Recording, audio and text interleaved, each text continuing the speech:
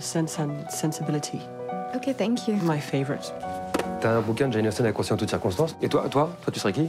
Anne Elliot dans Persuasion. Elle est consciencieusement passée à côté de son existence.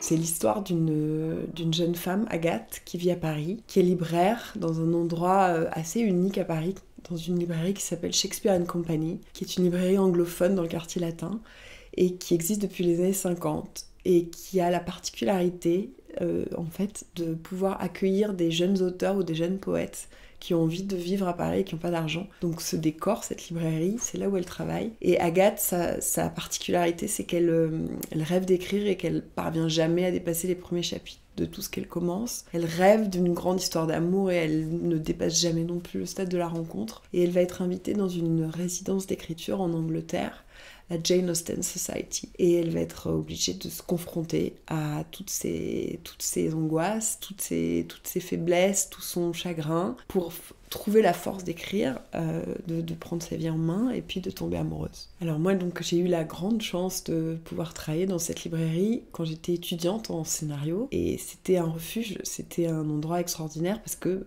il y avait plein de gens qui, comme moi, commençaient, balbutier dans une activité artistique, mais pas suffisamment pour pouvoir en vivre. Et donc, on avait cet endroit qui nous réunissait, où on recommandait des livres. Moi, j'étais la spécialiste des histoires d'amour. Et en même temps, je rêvais de faire une comédie romantique en respectant les codes et les rendez-vous du genre, parce que c'est un genre de film qui me semble extraordinaire pour capter une époque. Les blocages, les questions des femmes, des hommes, voilà, le rapport à l'amour, il est infiniment politique. La Jane Austen Residency m'invite à passer 2 semaines en Angleterre. Ils ont aimé les premiers chapitres de mon roman. Putain, t'as pas fait ça? T'as besoin d'un petit coup de pied au cul, c'est très bien, non? Je crois que quand on rêve de faire une comédie romantique, on ne peut pas ne pas penser à l'âge d'or de la comédie romantique anglaise des années 90. On les regarde encore et encore et encore, toujours. Donc moi, j'étais très imprégnée de ça, de cet humour-là, et de ce rythme aussi, de ces rendez-vous, de ces codes. Et en même temps, je suis française, donc je ne pouvais faire qu'un film avec mon regard de française sur l'Angleterre. Je voulais vraiment pas du tout faire un film à l'anglaise, je voulais faire un film sur une femme française qui part en Angleterre. Mais en même temps, ce qui m'intéresse, c'est tous ces endroits dans les pays où justement on est dans un pays, mais on est aussi dans plein de cultures en même temps, et c'est ça les grandes villes, et c'est ça qui est beau à Paris. Dans chaque ville, il y a ces espèces de microcosmes de gens qui aiment l'art ou la littérature et qui viennent de partout dans le monde. Donc j'avais envie de raconter ça aussi. Et la comédie pure, oui, parce que je crois que là, c'est une histoire il est urgent de rire. I'm Jane Austen's great nephew. Wow. I'm not really part of the fan club, I just think her work is a little overrated. Alors je l'ai donc découverte, Camille Rutherford, dans Felicita de Bruno Merle, et je l'ai pas découverte tout de suite au moment de l'écriture, hein. C'est vraiment au moment du casting que j'ai vu Felicita. C'était une évidence parce qu'il y avait 2 choses. Je cherchais d'abord une comédienne française anglophone parce que je voulais vraiment que mon personnage puisse être totalement crédible, en train d'écrire en anglais et invitée dans cette résidence d'écriture. Donc Camille, elle a un père anglais comme l'héroïne du film, et donc ça c'était vraiment une aubaine. Mais au-delà de ça, je crois que ce qui m'a vraiment marqué Camille Rutherford, c'est qu'elle a une grâce et une singularité que j'ai vue nulle part ailleurs. Elle a une féminité maladroite, fébrile, burlesque, que je trouve extrêmement touchante en fait. Et en fait, elle a une mélancolie, et c'est vrai que souvent au début de notre travail, je lui ai souvent dit qu'on faisait une comédie romantique, mais qu'on faisait aussi une comédie mélancolique, et que sa mélancolie naturelle, cette espèce de manière de traverser le monde, la vie, les espaces même, d'être là sans l'être, tout ça, ça m'intéressait beaucoup, qu'il fallait pas le gommer du tout, au contraire, il fallait vraiment qu'on s'en serve. Cela pète énormément, méga balai dans le cul. Je parle français, vous savez.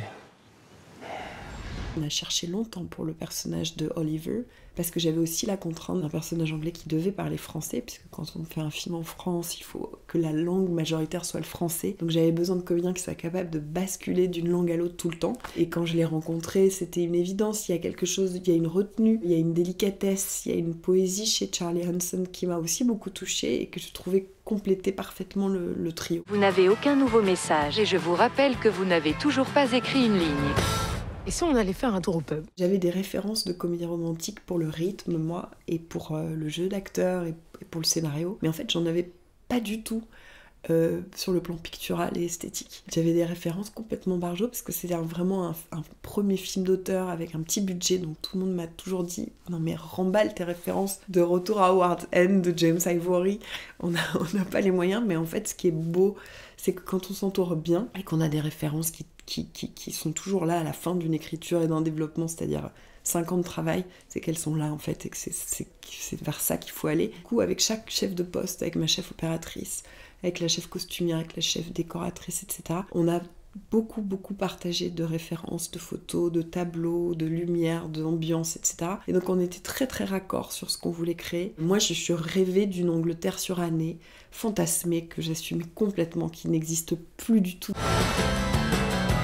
Ça vous est déjà arrivé d'avoir l'impression que vous étiez fait pour quelque chose ou pour quelqu'un? Que c'était juste une question de temps? Vous parlez de quoi là? D'écriture ou d'autres mecs?